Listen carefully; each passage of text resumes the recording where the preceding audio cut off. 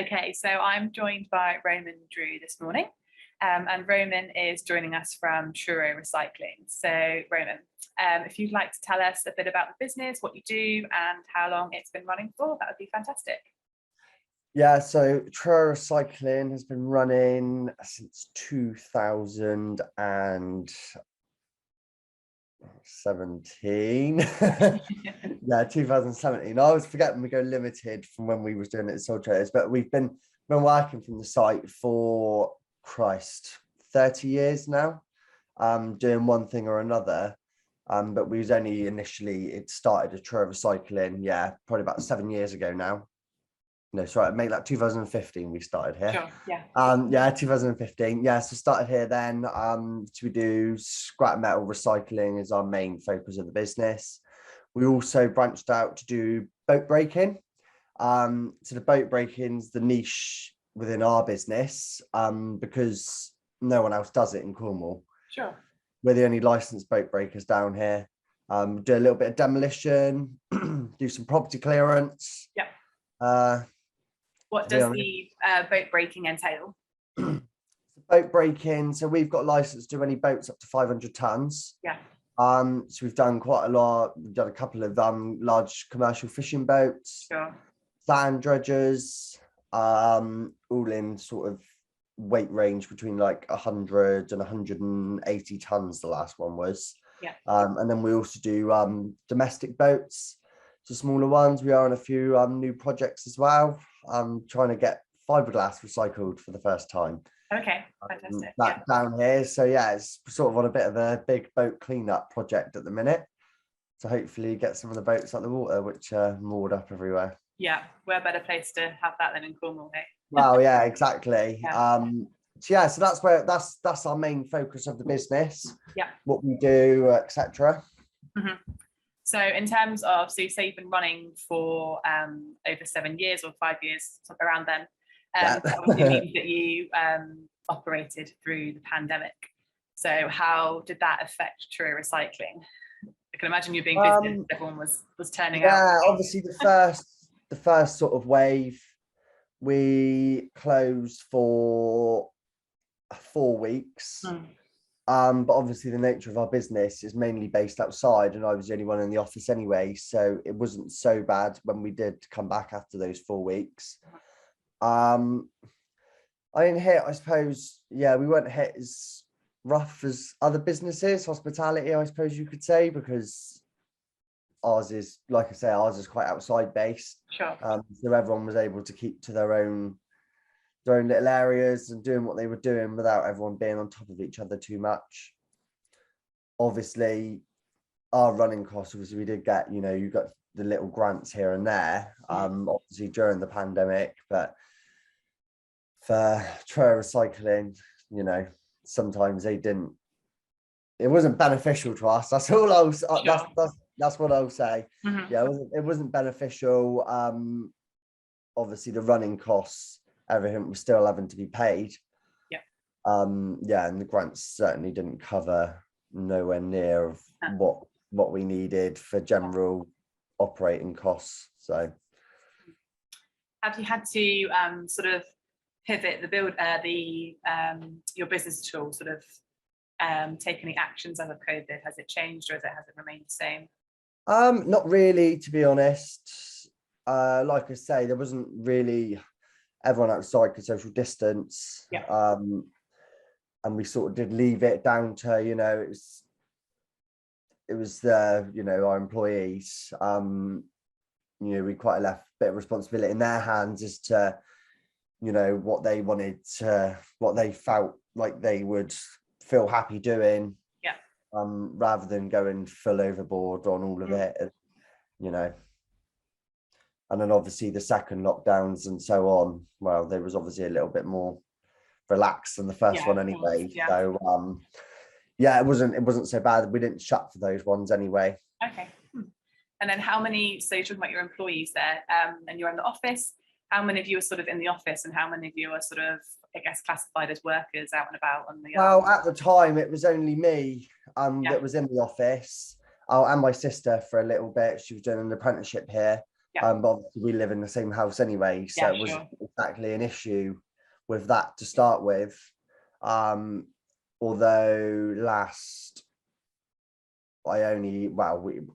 we've got a new administrator in now, Yeah. but that's sort of at the end of everything. So yeah, it didn't really affect us Mhm. here in the office too much, to be honest. Okay, sure. And then how many people sort of current day do you think you have working for you there at Truro Recycling? So there's 7 of us all together. Okay, yeah. Yeah, so there's 6 outside. Yeah. Or, machines or lorry drivers and Yeah. so forth. And then yourself in the office. I am, yeah. Yeah. Not so much enjoyable in this heat. Yeah, I can imagine. Yeah. And then, so in terms of Truro Recycling, I know you sort of mentioned that it's your dad's business and you sort of work alongside him. So how has the experience been for you so far? How are you going to take on the reins one day? Yeah, I mean, it wasn't my first choice of what I planned when I was at school that I was going to come out and do. I suppose it's one of them. Yeah. No one really wants to work in a scrapyard, I suppose you could say that. Yeah. But I think the aspect of coming in now isn't so much a scrapyard. We do recycling, but the scrap metal industry is so big and interesting.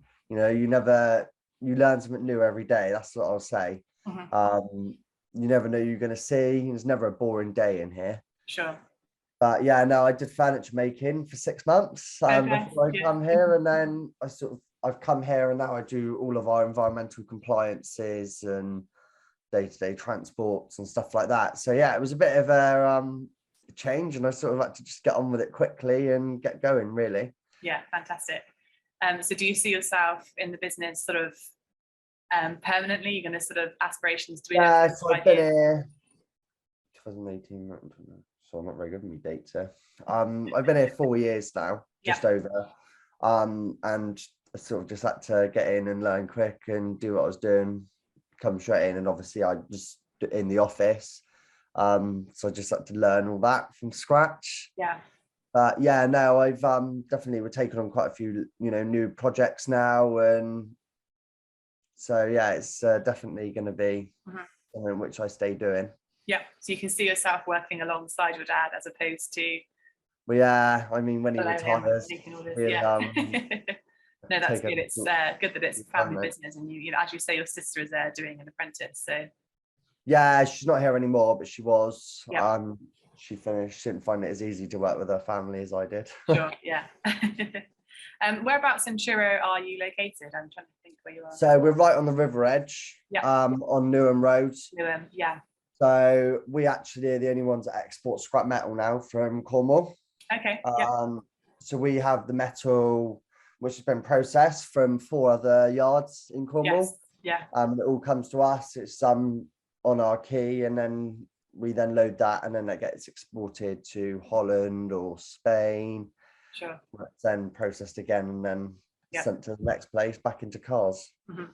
So my husband works for Nick Ferris. I don't know if you're aware. Oh, right, yeah. So I don't know if you take anything off of them or not, but he's recently started up there. Yeah. No, so well, I mean, indirectly we probably do, because they send theirs to somewhere else, and then we have all theirs. So we probably get it in the end along the supply chain. Yeah, definitely. Yeah, fantastic. In terms of the recycling and the scrap metal industry, do you see there being any challenges for your business moving forward? I mean, well, we've been hit with a few challenges already this year. The changeover from red diesel to white. Obviously, in hindsight, from an outside perspective, people probably think, well, it's only the VAT and you get it back. No. But it's really not, because the price of white diesel compared to red diesel is nearly doubled. Yes, yeah.